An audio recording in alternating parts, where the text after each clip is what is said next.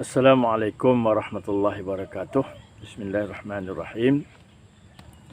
Dalam siri ini kita akan baca tentang kisah Ashabul Kahfi. Kisah ini ialah kisah 7 orang pemuda yang tidur dalam gua selama 309 tahun. Kisah ini terdapat dalam surah Al-Kahfi ayat 9 sampai ayat 26. Al-Kahfi itu maksudnya gua lah. Tidur dalam gua. Tidur dalam gua. Cerita ni timbul ataupun kita panggil asbabul nuzul.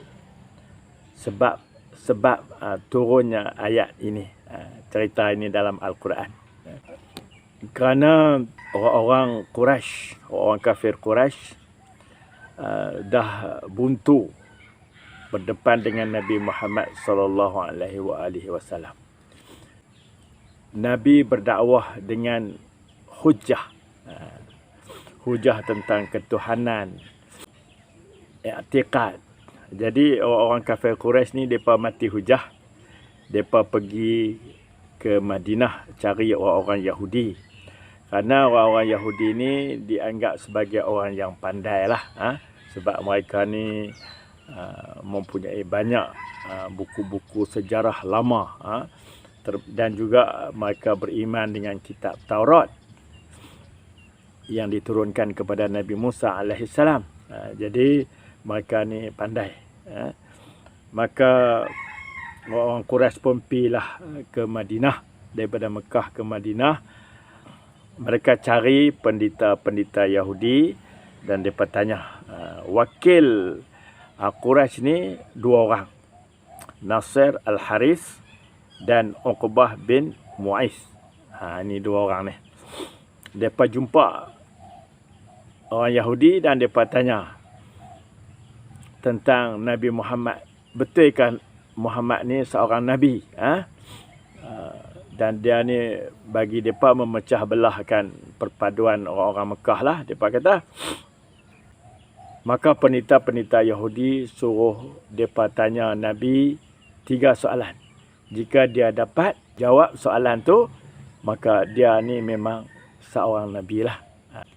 3 soalan tu ialah, kamu tanya kepada dia, kepada Muhammad, kepada Nabi Muhammad SAW. Yang pertama, tentang kisah pemuda yang tidur dalam gua selama 300 tahun. Itu soalan yang pertama. Ada soalan kedua, ketiga kita tengok akan datanglah. Jadi mereka pun baliklah tanya Nabi Muhammad SAW. Tengok Nabi Muhammad boleh jawab tak? Maka Allah Ta'ala turunkan ayat Quran, suruh Nabi jawab soalan mereka tu. Ayatnya, A'udzubillahi minasyaitanirrajim. Bismillahirrahmanirrahim. Am hasibta anna ashabal kahfi warraqimi kanu min ayatina ajaba. Makna dia, adakah kamu menyangka kisah Ashabul Kahfi? Ashabul Kahfi ini ialah pemuda-pemuda yang tidur dalam gua. Dan Ar-Raqim. Dan juga seekor anjing yang ikut bersama-sama mereka itu adalah kisah yang amat menakjubkan. Kamu ingat tidur 300 tahun takjubkah? Sebenarnya di sisi Allah Ta'ala bukan takjub pun. Bukan takjub pun. Dan kita pun boleh tengok nanti Allah Ta'ala cerita dengan hujah-hujah saintifik tentang mereka tidur selama 300 tahun tu. Iz awal fityatu ilal kahfi faqalu rabbana atina min ladunka rahmatan wa hayyi lana min amrina rasyada. Ketika sekumpulan pemuda yang berlindung di dalam gua, pemuda ni, pemuda-pemuda Ashabul Kahfi ini ialah yang beriman dengan Allah SWT. Mereka lari daripada raja yang kafir dan zalim yang nak bunuh mereka. Berlindung dalam sebuah gua. Mereka berdoa. Pemuda-pemuda itu berdoa ketika berada dalam gua. Rabbana atina min ladunka rahmah wa hayyi lana min amrina rasyada. Wahai Tuhan kami, kurniakanlah kepada kami rahmat dari sisimu. Minta rahmat. Elok kita berdoa macam ni juga lah. Minta rahmat daripada Allah SWT. Allah Ta'ala limpahkan rahmatnya kepada kita. Dan pimpinlah kami dalam urusan kami ini. Itu mereka minta supaya Allah Ta'ala pimpin mereka dalam menghadapi suasana dakwah ketika itu. Sehingga mereka nak dibunuh. Jadi mereka minta Allah Ta'ala pimpin mereka dalam menghadapi situasi tersebut. Dan juga dalam dakwah mereka untuk mengajak orang lain masuk Islam. Wa hayyi lana min amrina rasyada. Fadarabna ala azanihim fil kahfi sinina adada.